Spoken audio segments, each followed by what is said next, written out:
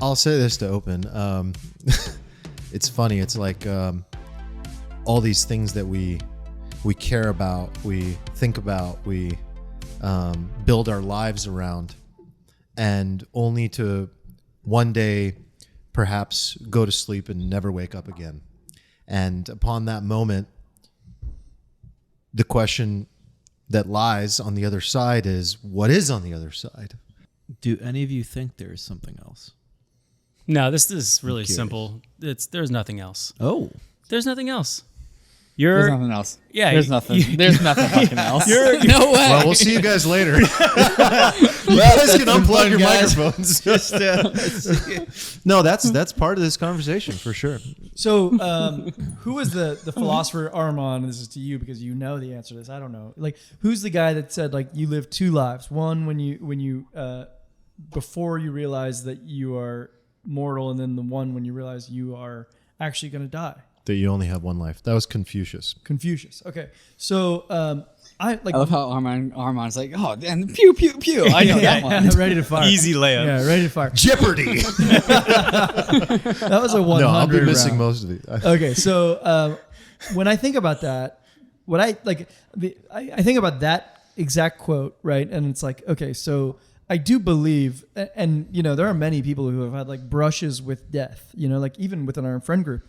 And I ask them oftentimes, I'm like, so any profound insights from that experience? And the feedback I get most often is like, they're just where we are, like these guys who have like beaten cancer or whatever, they literally come back to me like, no, man, I'm just trying to make it in life. I'm just trying to make money, just trying to reach that point of freedom like we all are, So that doesn't really tie out so much as you'd think it would, like as Confucius said. But where I'm at is like, I think Armand, this was something that we had hashed through, where it's like, imagine that you learn what the end actually is. Do you even change the way you behave today? And I think where we landed in the discussion is like, I wouldn't change. Like I wouldn't even know where to change. Like I think this is a good spot here. Like what we're doing, and I'm like, and maybe that's like a feather in our cap to say that like we're doing something that we're proud of. But I mean, speak for yourself. If the Catholic God is real, I have a lot of a lot of rapid life choices. Absolving. A lot of rent to pay in purgatory. I mean, I want to get to Nick's take in a second, but I do want to go. Can we go to there? Yeah. I think like that's an interesting place to start. Like Nick, when you say that, and David as well, I have so much understanding of that viewpoint because I lived in that space for most of my life, actually. We're like, but we barely, you just said one word here. So let's like explore that. Would you identify as an atheist, as an agnostic? What is your idea of God? How do you define it? Are you open to the possibility of it? Or are you certain? Because the way you just came out of the gates was with absolute certainty. So would you define yourself as an atheist? Do you like even these terms and definitions? How do you think about the meaning of it all for you? What happens when you die? Is a nihilist a choice? No. So I think there's two angles to go with this. One is it possible that all this could be created without a God? That's one angle.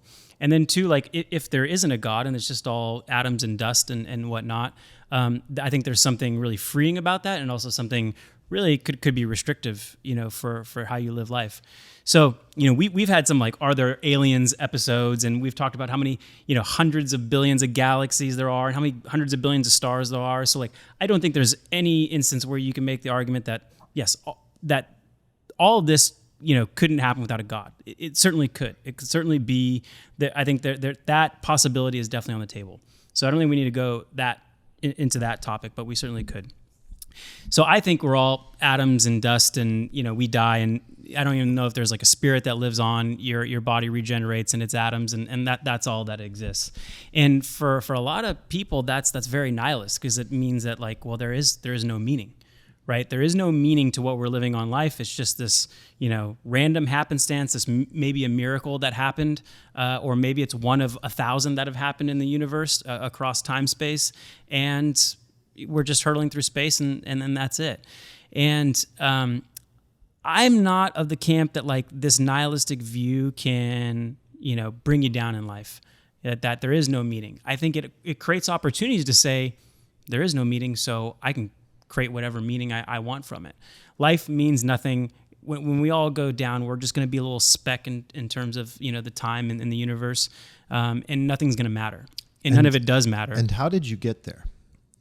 I don't know. It just seems like logic. Yes, It's an algorithm. So that to me. David sounds so much like my 17-year-old. So just crushing you in I'm, arguments. I'm gonna be honest. I'm gonna respond. Like that to me comes off like this argument comes off as such an human monkey elitist take. It sounds simplistic. I don't mean to offend anybody, either of you in particular, with that, but that's what I immediately react to. You know nothing, and for you to come out and say that is the logical conclusion is wild to me.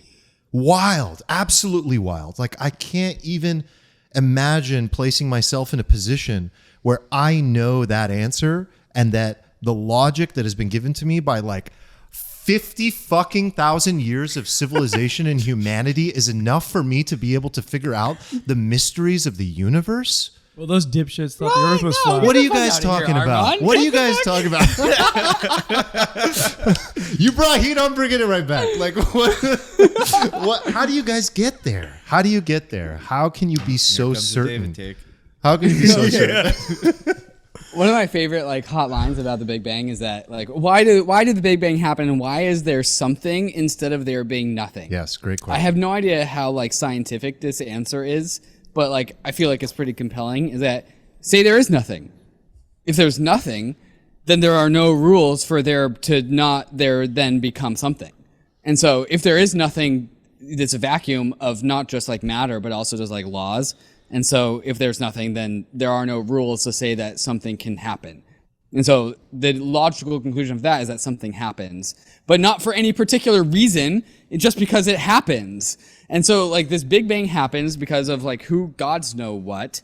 And so then fast forward until where consciousness happens and we all like start wondering about why this thing happens. Have you heard of Ernest Becker's Denial of Death book? Yeah, I was just talking about it in the Discord. Super the other good day. book.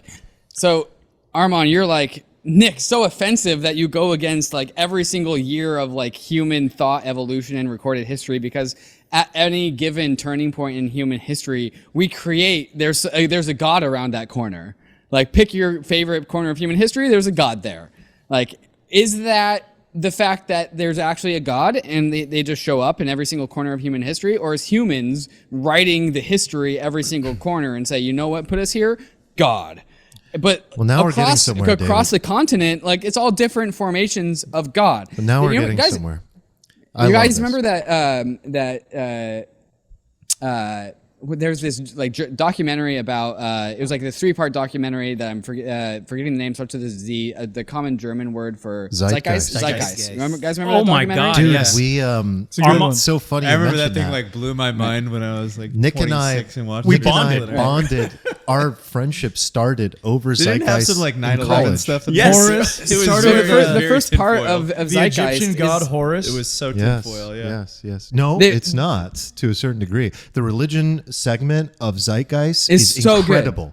Yes, And so and they the banking make the big side claim. is pretty Actually, solid. Yes. I still use a was- quote from Zeitgeist. He says, religion provides intangible solace for those who require it. correct.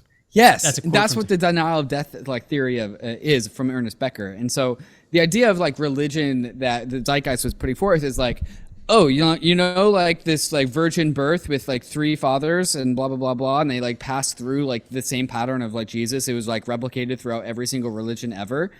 Like and they went through Yes, like that came from Mitraism, which is an is that ancient like Persian the argument religion. about like why religion doesn't exist? Like, no, dummy. It's because everyone's reading the same like story is coming out of all corners of the human population because we're looking at the same tea leaves. Yes. And I guess that's what Zeitgeist was arguing. And so like Ernest Becker, the denial of death is this idea that humans are so incapable of thinking beyond their own death that they deal with it by like having like psychological crutches while they're alive. And what this means is that like we find some symbol that's going to live on beyond our death, and then we commit our lives to that. Like some people do sports. Some people, like I believe in like, or a fraternity is like a symbol that lives on beyond you. And like, then there's like government, like an even bigger symbol, like the flag of the United States of America lives on beyond you. And you're totally going to die, but you can contribute your life forces to building on this project that's bigger than yourself. And these projects have emerged throughout human history to be the vehicles of carrying our life forces further into the future beyond our death, because we have this innate sense of our own mortality. And so because we have this mortality, what are our prime motivations?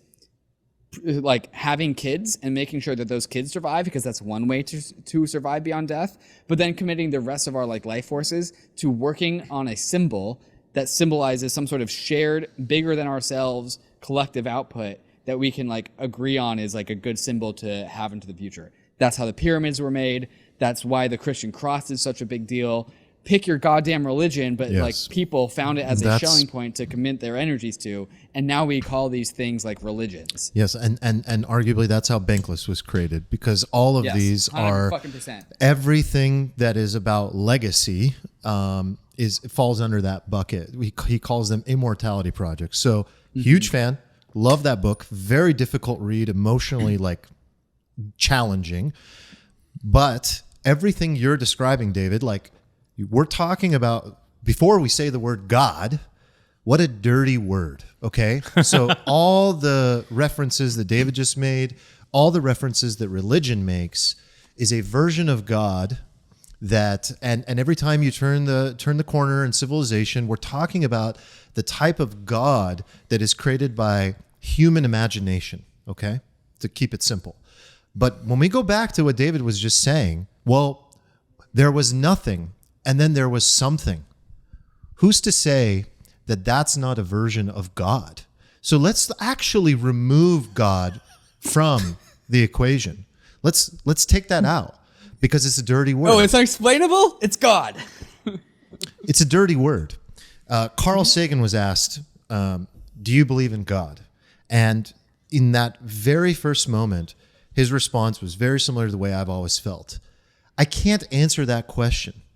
I can't answer that question because your intent is to put me in a limited, constrained box of ideas of what my perception of God is. What is the likelihood that you and I, two random people on this planet, have the exact same preconceived notion and definition of God? 0%. So it's in many ways a useless question to ask somebody, do you believe in God? Because ultimately, all you're trying to do is constrain them and confine them to a set of language to make something tangible and explainable, which for most people is not. And so when you go to something as incredible as this universe and the fact that it exists at all, what is to say that the energy behind that is not that this consciousness that permeates the universe? Isn't that just another word for again, let's just put the word God aside. I think what we're really asking here is this universe intelligent? Does this universe have a reason to exist beyond just the fact that it does? And is that enough of a reason to call that intelligence and that consciousness whatever you want to call it and have a relationship with it? And that to me is a beautiful idea. And it gets dirtied up with the human version of God in so many ways, and people die as a result of this, and it's completely unnecessary. So to better understand your point, is it correct in saying maybe the opposite of your definition of God, or maybe your replacement for God, is the opposite of that randomness? Like you're saying that it's not random. There is some intelligence, either collective with all the atoms and beings in the universe, that it is almost optimizing for some goal. Not necessarily. Okay. We could talk about that one thing for a long time, but no, not necessarily, because I think that if you're asking me, or it's like we could explore it as an idea, but if you're asking me, the closest thing I've ever come to for a definition of like why we're here and meaning is Spinoza's God. Baruch Spinoza is a very weird, tough name. It's a Dutch name. And his idea eventually became something known as pantheism. And pantheism now has a derivative of it called panentheism, which is really, really interesting to me. But I still like am apprehensive about like a label of some kind. But the idea essentially is that the universe is intelligent and that all the things that permeate the universe, all the atoms, all the bits, all the matter, and everything that we can't measure beyond that is dark energy and dark matter, that in and of itself, all of it, you, me, the rock, it's all God. And that is a very interesting and beautiful idea that now has, as I said, other derivatives of incredible scientists that debate this all day long. Like you can go to a channel on YouTube that I really, really enjoy. What's it called? Finding Truth or something like that. I'll put it in the show notes if I find it. But it's fascinating to sit and watch these physicists discuss like endlessly the different versions of what they feel to be God. And one of the most surprising things that I was very surprised by is that most scientists are actually, like when you get in a room of scientists, most of them are actually spiritual or religious to a certain degree. I have a question about that. Do from what you've read or watched, like, do they end up finding God around the areas in which they've yet to solve yet?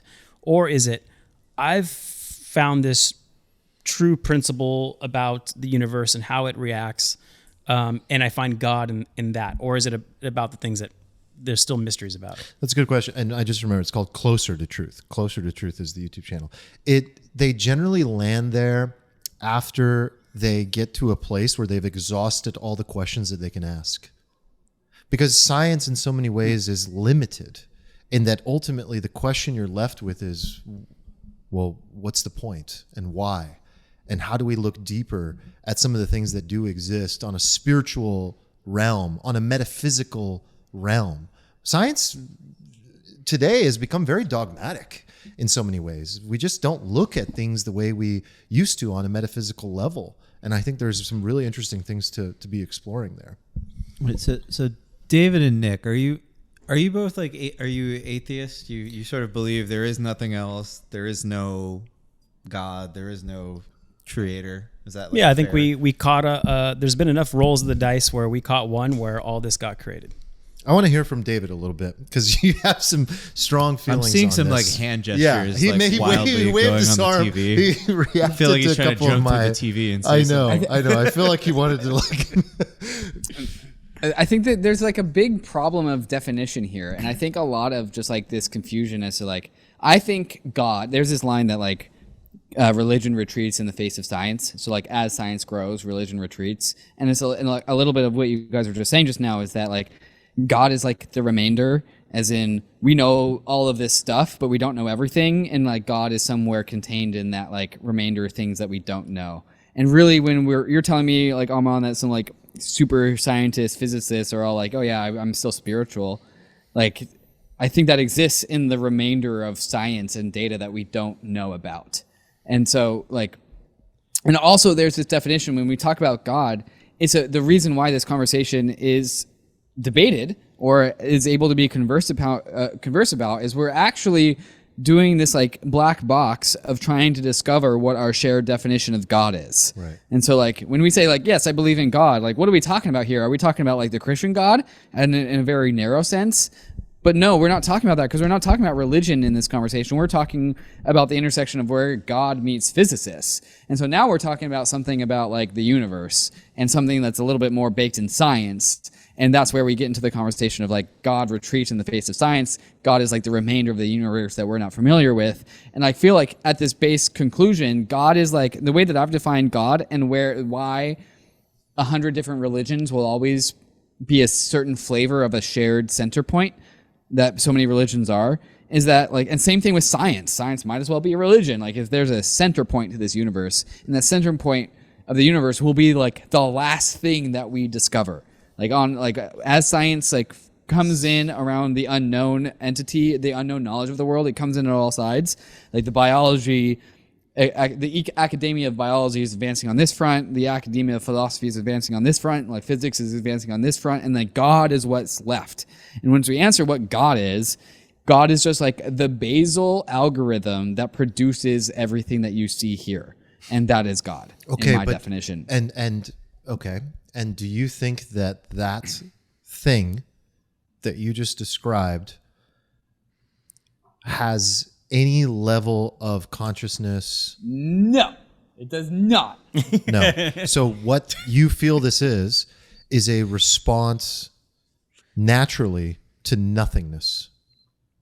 I think when we say, like, Armand, you were talking about, like, the atoms, they all have, like, this consciousness about them, or this, like, there's this, like, part of, like, weird physics that talks about how, like, particles are also data, or, like, atoms are also data. And that's what we talk when all of these atoms collide. It's actually data colliding, and enough of them collide in a particular way. We create a brain, and that creates consciousness. And then, like, you aggregate all of those consciousnesses together, and then, like, the data gets larger, and the consciousness gets larger, and all of a sudden, like, the singularity happens, and we're all one big consciousness, and then, yeah, that's what God is. It's one meta consciousness, which is the entirety of the universe. And so, like, and that's why it's so fleeting and hard to talk about, because it's such a real ridiculous conclusion of what the universe ends up at. It's like so hard to realize. But in my mind, that's what everyone's basically talking about. I like that. When they're talking Can I jump in? about their 17 different religions. I like that. Can I jump in? Because I actually agree with a couple of your points. One is that science ends up becoming a dogma just like any other religion, right? And like we lean on science the same way we lean on Christianity, and those two things are equally correct or flawed, however we lean on them. I think that's true. I'm sort of a Nick David-esque when I couldn't get down to it, because I don't necessarily believe in a God, but Nick, we have the same philosophy named after us. So. Yeah, the Nick like David. I like it. The Nick David. We can work on the branding, but yeah. Please do. Not as good as Hoffman. Hoffman. But I am also in agreement with Armand in that, like, I've felt personally, and I've seen it time and time again, how the universe can bend to the will of the will of a soul, and Yes. and in that way, it can't be just that doesn't disqualify it being just atoms, but it does disqualify it just being completely random, for me. Or meaningless. Like, because I have seen the universe bend, I think to the will. real root of the matter is not like, is it conscious? Is this? It's meaning. Is this a meaningless, apathetic universe or not? So can I go a little deeper on how I sort of view things? And I think, like, as I do this, what I want to do is I want to, like, get deeper in my chair here into my Please do. Well, I want to get into like a I love this new meme. I need to get into like a I hope you got done with this. I need to get into a DGAF position, because like I'm gonna literally just be so dumb here. Like, this is me being me, and like you guys can just be like, yeah, whatever, man, it's stupid. But I'm like, well, here's me. So what I'm thinking is, look, that for me, like, this reminds me of seeing the UFO on the top of the mountain. We have no idea what the fuck this thing is, but there's like a percentage of me that thinks like, well, this is probably this. It might be God. It might be this. It might be like, there's a lot of different things. Like Nick was saying it was a fucking strip club advertiser. Armand was saying this was the reckoning. Steven was saying like, like, oh shit, life's over. There's like so many different things happening where like probabilistically it could be any of these things. And that's how I view this whole like God problem, where it's like, I have no idea, but a lot of these things could be at play. Like, I go back to the untethered soul a little bit, where it's like, how I view the universe is through my lens, right? And in my lens, like, I see all of you guys existing, and either I'm God and you guys all exist in my world, or we're all gods. And by that I mean, like, we can all manifest our own outcomes, and in that way, that's godlike. Like that is absolutely godlike. otherwise. You're all NPCs in my godlike world, and like that could also be it. But here I am back in my DGAF thing. Like I don't give a fuck what you think. Like I'm just back here thinking about the way I think about it probabilistically, and like it's either that I'm a god or that we're all gods, and the universe also exists, and the universe does contort just the same way that like space contorts to gravity and everything. Like all these things. Like I mean I clearly don't understand fully, but like who does? Like space time manifests itself to gravity. I think like the universe manifests itself to desire and all kinds of crazy shit going on. So I need more of this, Eric. yeah, bottom line, I think that I'm a god. I also think that you guys potentially are, or you're NPCs in my world. Yeah. I love that the opposite of an NPC is a god. I'm definitely. I think we should like help meme that into existence. But also, like, Makes sense. I'm also of this opinion that, like, like the universe that we are perceiving is just a bit of a Urbani algorithm. Like we're just perceivers of sort of a matrix, because like I'm also of the opinion that it's like highly probable that this is just sort of like a video game sphere that we're all sort of perceiving. Or who says it's not just some dream? I feel like Stephen has had some very similar thoughts around all of this. And a lot of what Eric said reminds me of the idea of the mystical experience. Because I think those that have, and I brought this up to all of you at some point individually, the idea of the mystical experience can go a long way in a person's individual belief system, because eventually they're forced to make a decision. What did this mean? Was this real? I think what you're describing, Eric, is that feeling of like, wow, I feel like I'm actually in the captain's seat, the position of... If you can manifest your own destiny, then you are a god. Like, how is that not godlike? Of course it is. Like, you can bend the universe to your own will. Like, that's godlike. And that's incredible when you That's why Arthur Hayes denominates in hydrocarbons. Stephen, you grew up religious. You have probably thought about this a lot. Where do you land today? What is your definition of the meaning of it all? Yeah, I mean, I hear... It's funny. I hear David talking, and I feel like I'm hearing myself in like it's like past me. Same. Exactly. I said everything David used to say as well. Yeah, well, Wait, should I be, that's why I said feeling complimented or patronized? No, grew up, no, like it goes through cycles. When I was it 4. it could be neither. Yeah. I remember when I believed that when I was a kid. No, because I believe that. No, to be real, because I believe that what I believe today is also just as meaningless. I'm not attached to it. It's just an evolution of idea. So it could be that your version would have came later in life for me. It just so happened that I used to feel exactly that way earlier in life. So I've gone through a cycle of it. And I think that's what we do. We go through cycles of this. Well, I mean, I guess here's what I mean by that. Like when I grew up, I grew up Catholic, and I was very susceptible to atheism because I was like a hyper logical person who religion didn't make any sense to. So like I read the God Delusion, and then I thought I had solved all of I thought I had solved religion. I thought I had solved God. That's by Richard Dawkins. Richard Dawkins, yeah.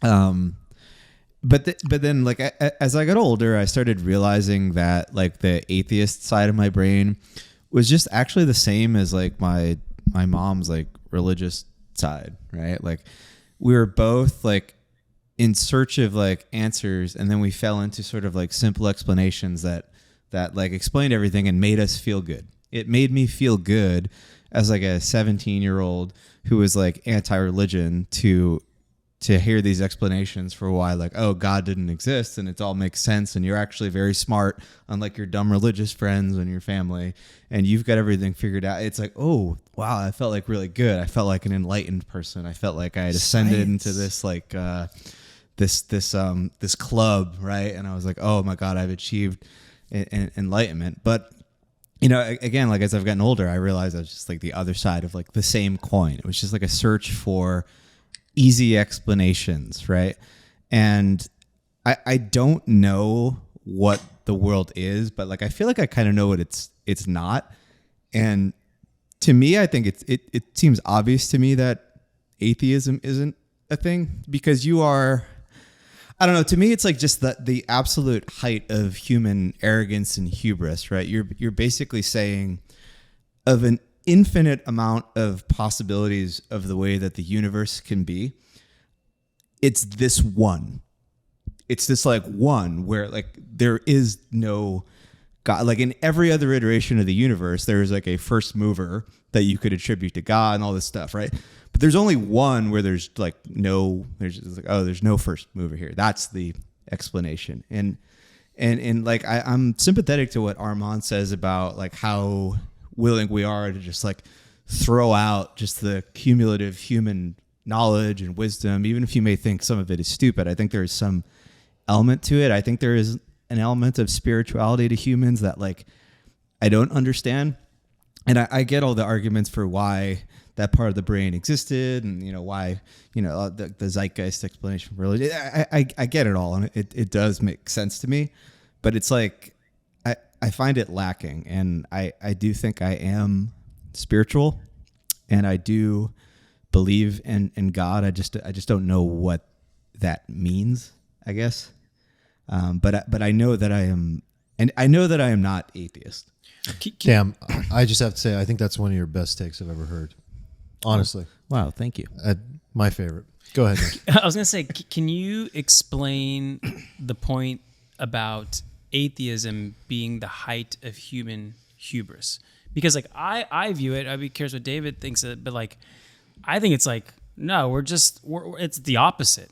Like I humbly say that like we're just this, we luckily rolled 7 hard 4s in a row on the craps table, and like we're just here because of some randomness and luck and things the way they turned out, and by no means. And so I'm curious why you think that's a function of hubris. Because there's a certainty to it. There's like a certainty to it that this is the way the universe is, because like the way that everybody else says it is doesn't make sense to my quote unquote like logical brain. This is the way it is. Wouldn't you say that spiritualism is almost a default answer? There isn't elements to the openness to it. The openness to all things having meaning is the most likely answer. I think when you antagonist to atheism, though, spirituality and atheism are not antagonistic. True. Yeah. That I think that is a good point. And when I say atheism, what I specifically mean is that like in my mind, atheism is there is no God. Correct. Right. Versus like I'm probably more of like a These spiritual definitions agnostic, suck. you know? Like what God are we talking about? That's the trouble with the word. Yeah. Well, I would say as people say God, they sort of mean like a creator, like Yes. a intentioned. An algorithm is a creator. I believe in an algorithm creator. Well, I believe in that. this is like another. I think this is another more nuanced topic, right? Because I am open to this idea that like, well, art. But it gets complicated, right? Because you could say that like, okay, we're living in like The Sims, right? And then do you guys like? I remember like Alex Jones was on Joe Rogan, and he said something that I actually thought was like super profound, and I was like, wait, what? Why the hell did that just come out of Alex Jones is like mouth? a 10% genius. No, that's super accurate. He's like 90% redacted and like 10% is like, how the fuck did he think that? What's an example of this? So he said, and I think this is the exact quote. He said, God knows everything about the universe except where he came from. Jesus Christ. And like the analog to this to me was like, okay, imagine we're living in like The Sims, the video game. Now take the CPU of the computer. From our perspective, the CPU is sort of God. It like understands everything about the game, the laws of the universe. It knows everything you will do. It knows what's going to happen. There is nothing the CPU doesn't know. But in spite of that, it doesn't know where it came from. It can't grasp the context of the universe in which it exists. So There to is us in The nothing Sims, before the Big there- Bang. yeah, but then you get into this like infinite loop of first movers, right? Because and this is the problem I've never been able to, work through in my head. I guess nobody else has either. So, but whenever you do this, you always get the first mover problem, no matter how you like, no matter what conclusion you. That's almost why the atheism thing just feels like godlike to me, and that there's like this like elegant simplicity to it that is soothing in a way, because it's the only thing that avoids the sort of infinite regress. Yeah. But does that mean it's correct just because it's elegant and simple and soothing? Like that's the thing that like I don't buy as well. So what Alec Jones said is actually something like a metaphor for what you find in the idea of the Godhead in the Eastern world, which is that you have this figure in which it can never fully see itself in the mirror. It forgets itself. I think of a human life as something analogous to the universe from Big Bang and on. It's this dream that we're living in this lifetime. And I think that for God, again, we're using that word, but for the universe, it's the same idea. It's just a more macro version of the same concept. It's just wild to me to sit back and think about the fact that with the knowledge that we have, multiverse theory is becoming one of the more prominent theories of physicists. The idea that there is actually hundreds of billions, or if not infinite number of universes that exist just like our own. And that the question of what came before the Big Bang is still one of the greatest mysteries ever. There was an incredible Rogan episode with what's the physicist's name? Max Tegmark. He's fantastic too. Lawrence Krauss? And I'm thinking of Brian.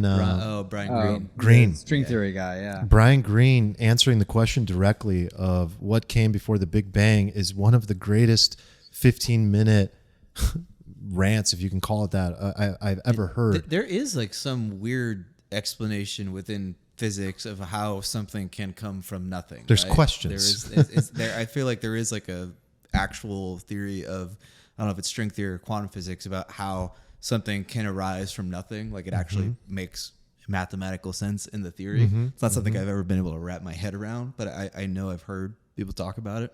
I just go back to this idea of, it's something Eric touched on, but to put it in like a different lens. Well, what would you do and where would you be if you were God?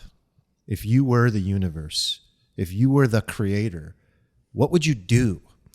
And I think that where we are today, the universe we live in, the body that I am inside of, is the most incredible, elegant answer I can possibly imagine. We live in a universe that is an incredible celebration of existence.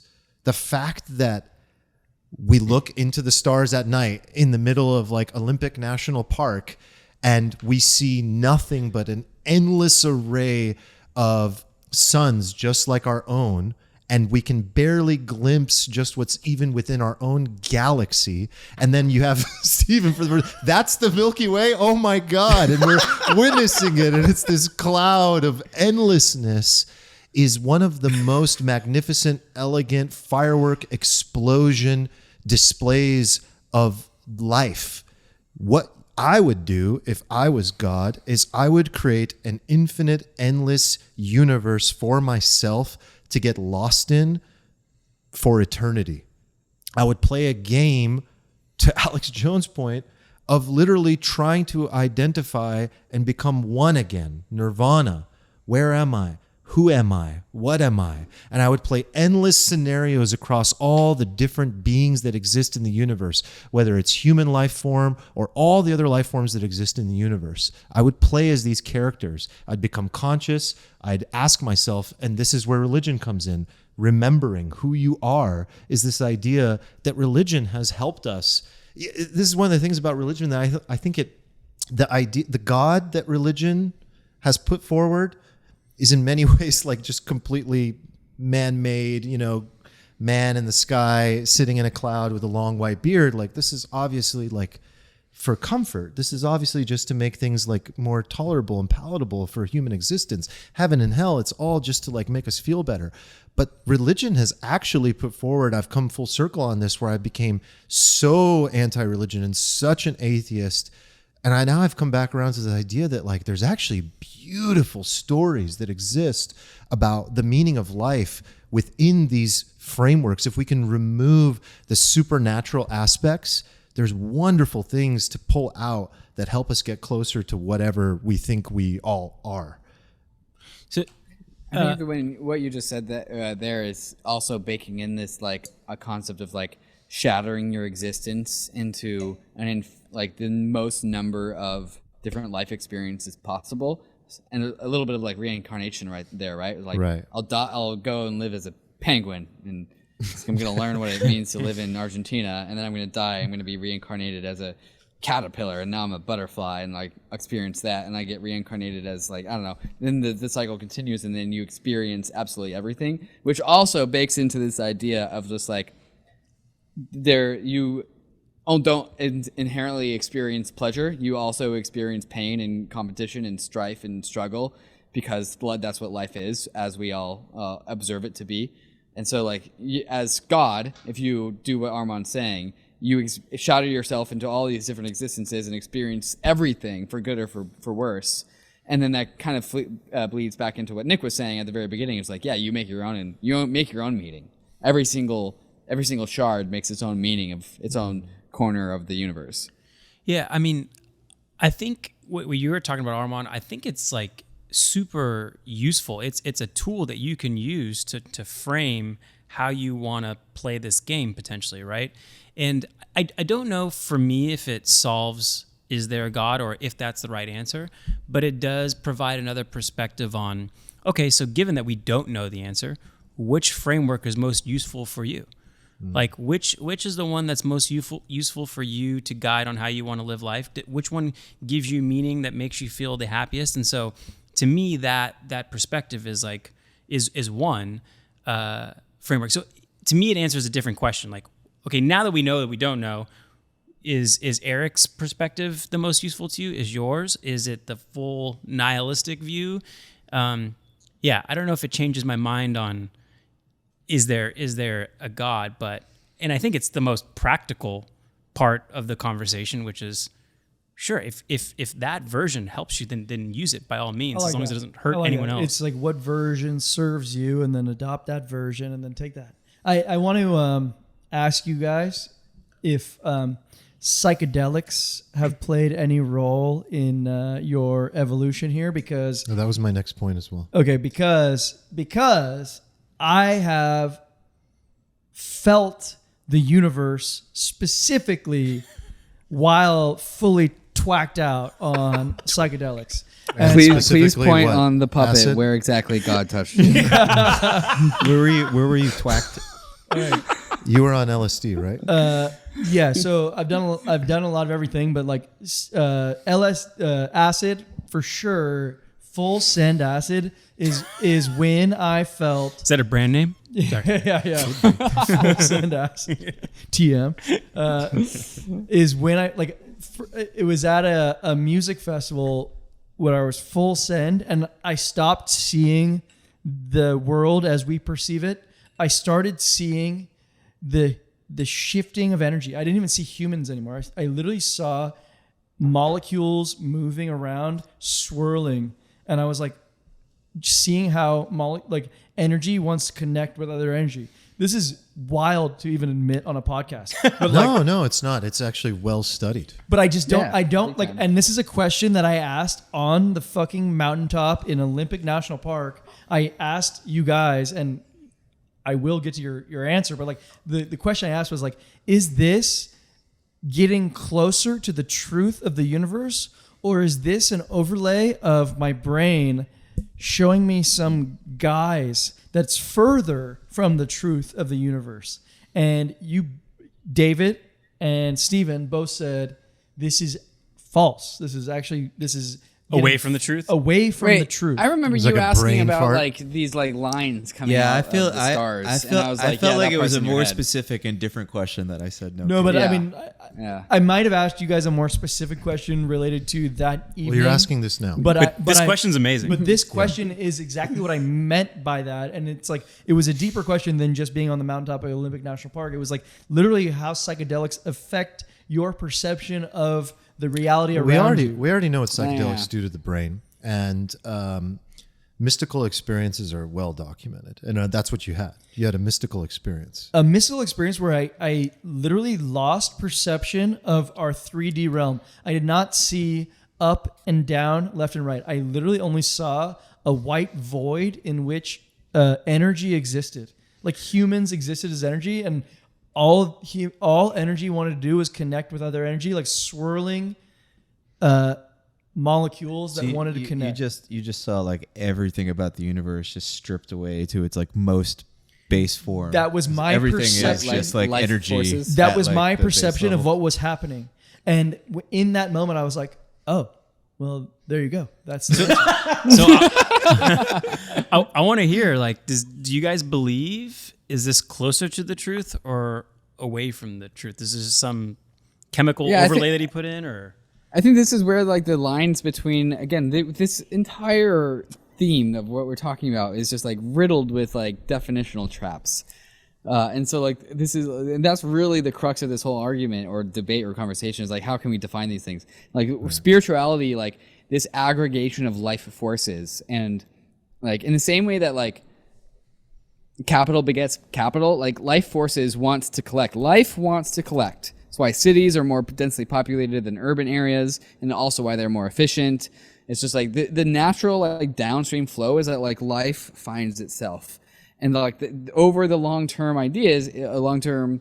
If you want to get into our like tinfoil like super cerebral third podcast in part of this like conversation. Please. Is like when like life forces collect, that's what the singularity is. Like that's the whole idea is that all life forces have found each other and also found a ways to like make themselves like integrate. And that's not religion, that's spirituality. And that's where like an atheist and a religious no, my person friend, that's can- acid. acid is spiritual, bruh. Like that, Well, it unlocks that part of your brain. I'm to just be able saying to that make I these felt same that. interpretations. So would your answer change? Because on the top of the mountain, you told me that is my brain overlaying Yeah. falsities. But now it sounds like you're saying that I'm Okay, seeing again, acid. once in a again, different way. the question was, I'm seeing these lines come out of these stars, and I'm like, yes, that part's made up of your brain. If we're talking about like these shared deeper experiences that a lot of people have when they all take psychedelics or other drugs, and that are shared, importantly, then yes, like that part is there's a like the human brain is like this system. It's like it's another computer. It's an organic computer, and it's like a radar. It detects truth about the universe, and so that like in the same way that there's an equal and opposite reaction for physics, there's an equal and opposite reaction between what is about the universe and then the structure of the brain, because the brain is supposed to be an antenna for capturing what is. And so it organically forms like a polar opposite of what the universe is because it needs to capture what the universe is. So it like form fits itself to that. And so there's a part of your brain, there's a center of your brain that's very, very conducive to like spiritual thought. And that's why all these religions feel the same, because they're all tapped into this part of the brain that's meant to like map out what the universe is. It's just crazy how different your response is to my exact same question. It was So, not the exact same Eric, question. let's go into it. The reason why I do think that you're getting closer to the truth versus further away from it is because, well, many people report similar experiences, not just on psychedelics, throughout everyday life. So, for example, the meditation. I myself can count 3 times when I was meditating and I experienced every single type of characteristic that you're describing about being on an acid trip without ever having done acid in my life. It was just a tapping into sort of this like basal level of the universe is what you're describing. I do believe that what psychedelics offer is the opportunity to look within and strip away the monkey mind, for lack of a better, more scientific word. Perhaps. When you do strip away the monkey mind and you quiet the prefrontal cortex, what you're left with is the self. From a psychological perspective, you know, and actually David and Stephen both studied psychology. I've only become interested in psychology as an adult in later years of my life, like just, you know, now outside of school. And what I have found is that the concept of the self is a huge rabbit hole that you can unravel and go into realms in which you actually tap into understand the exact things that you're describing. The self, the higher self that Freud and Jung in particular spent a lot of time exploring are very spiritual realms. The unconscious state of mind, the dream state of mind, incredibly spiritual state. And what we do when we meditate, or when we have, and maybe you all have at some point experienced one of these, a synchronicity. A synchronicity is oftentimes a spiritual experience because it's this unexplainable feeling of like you're moving through life in the right direction. You have these two, it's a coincidence, but it's a very powerful coincidence. Two extremely unrelated acausal events that for some reason provide a meaning as a result of the output of the event happening. And you sit there and you go, this is undeniable. And you feel goosebumps and it's tingly. And this is, again, well documented. And what you have as a result of this, I think, is you're peeling back layers of what human beings have created through what we've learned, through our brains, through the structures that exist, through even getting fight or flight mechanisms out of the way, quieting that part of the brain provides the opportunity to feel the truth in the first place. So for me, I'm very sensitive, as we've all discussed, like one-on-one. And I think I've even asked all of you, like, have you ever had like a mystical experience? I actually asked David on the hike as well, like when we were walking, like, have you ever had a mystical experience? And it's because I'm fascinated by this stuff. And I love people's stories about the times that they've had some kind of mystical experience, because oftentimes it's just like unbelievably absurd experience that they can't refute. They're just like, there's no way in which I can refute this. And one of the things I've been thinking about lately is that the more open I've become to, maybe let's not go as far as calling it, I'm open to mystical experiences. Yes, please bring them on. No. What if I'm just open to like synchronicities? What if I'm just open to, when I go and meditate, being able to pierce and go a little bit deeper this time and see what's there? I think what you find is that the more open you are, the more the universe or whatever the fuck is out there wants to give you that fucking sweet juice of the magnificence of life. And it's there, and it's something that every single person can tap into. Okay, so I really believe this. So just to be wholeheartedly. clear, like if my experience was closer to reality than farther away from it, I want to share what I felt. What I felt in that moment was that death is not the end.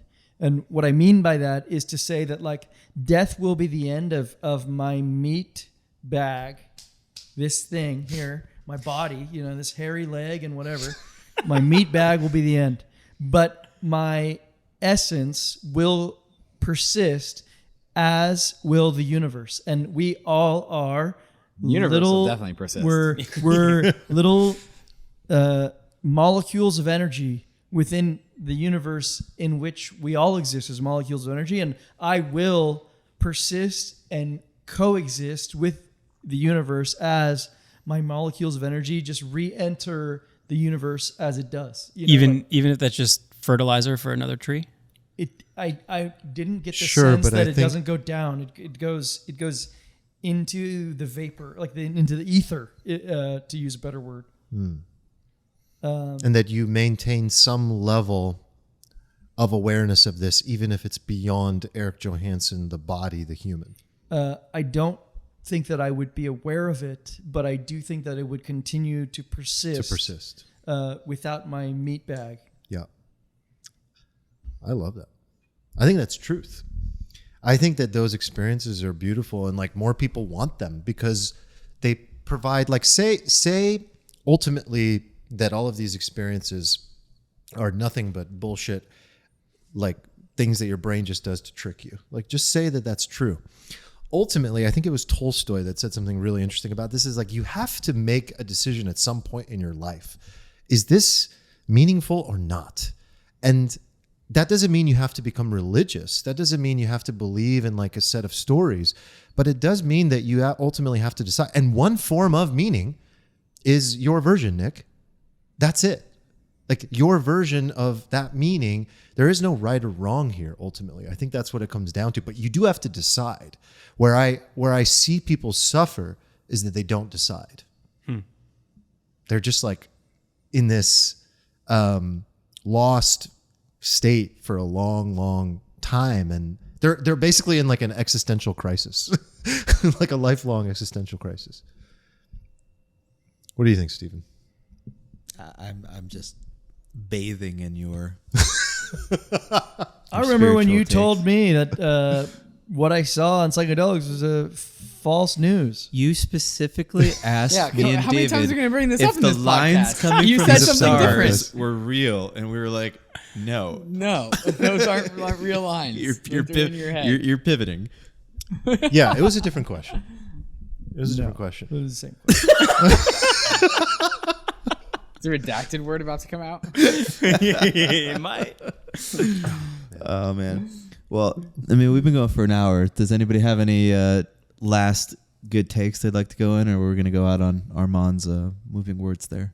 I will find, if I am at the craps table and I don't roll 7 for 30 or more minutes, I will find that more spiritual experience now because of this conversation. Wow. Wow, found meaning.